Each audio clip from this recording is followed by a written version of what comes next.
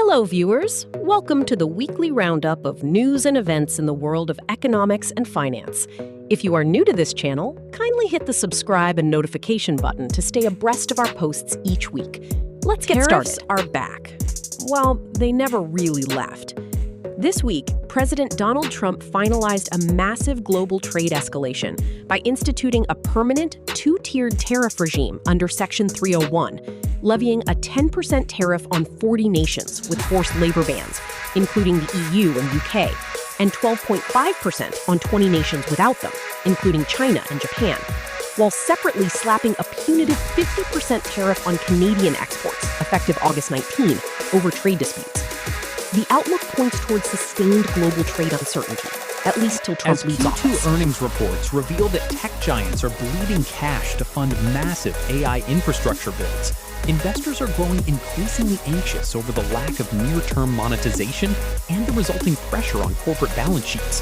The forward outlook points toward deepened market volatility, a stark bifurcation between tech winners and losers, and a potential valuation correction if capital expenditures continue to outpace tangible revenue In Canada, growth. headline inflation slowed more than expected to 2.8% in June, while consumer demand remained resilient, with May retail sales rising 1.0% to $73.7 billion.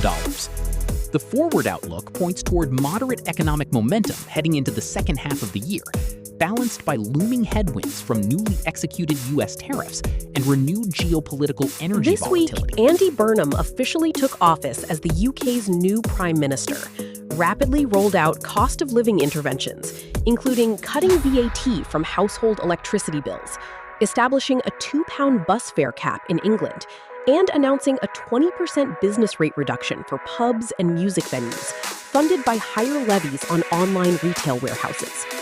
While still early to call, our outlook is that the PM's strategy is leaning towards the same policy calculation as other PMs.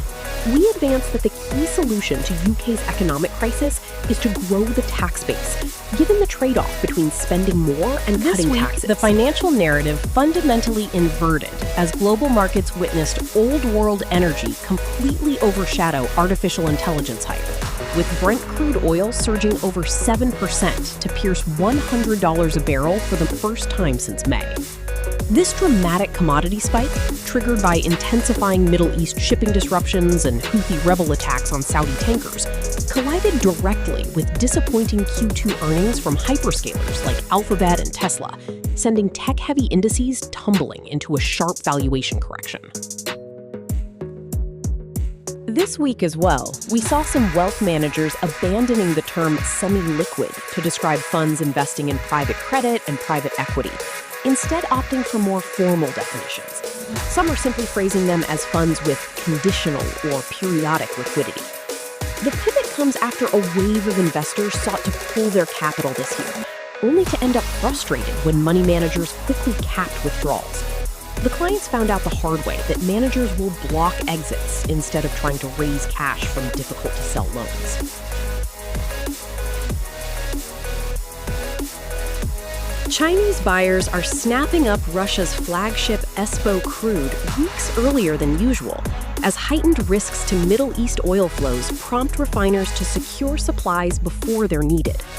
All August loading cargoes from the Cosmino terminal on Russia's Pacific coast have been snapped up, while several shipments for September have also changed hands, according to traders familiar with the market. The pace of sales is faster than usual, they said, with keen buying interest pushing ESPO prices to a discount of about $1 a barrel to IC Brent, from $3 to $4 2 weeks ago. This week, Australia and New Zealand Banking Group, ANZ, sounded the alarm on China's intensifying economic headwinds, warning that a severe seasonal labor oversupply, coupled with widespread corporate AI adoption, could push the nation's youth unemployment rate back toward 20% over the next 2 months.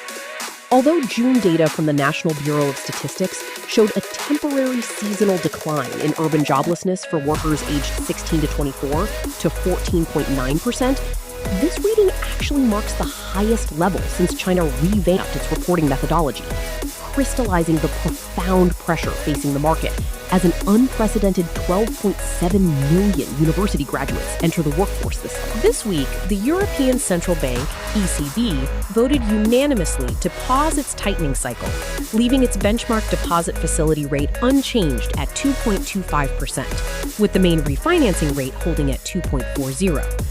While Eurozone headline inflation eased to 2.8% in June, ECB President Christine Lagarde delivered a distinctly hawkish press conference, warning that the reignited US-Israel-Iran conflict and a resulting energy shock pushing crude back toward $100 a barrel keep a September interest rate hike firmly on the table.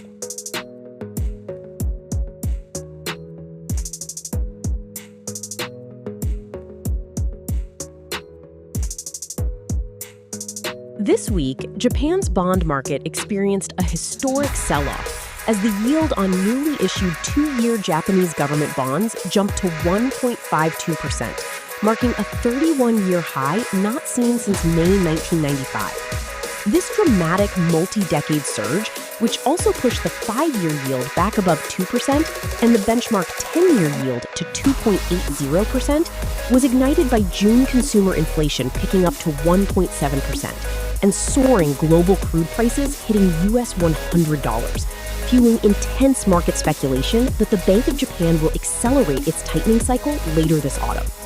Thank you for watching. If you love what we do, please support the channel by hitting that subscribe button and turn on the notification bell. Cheers, and see you next week.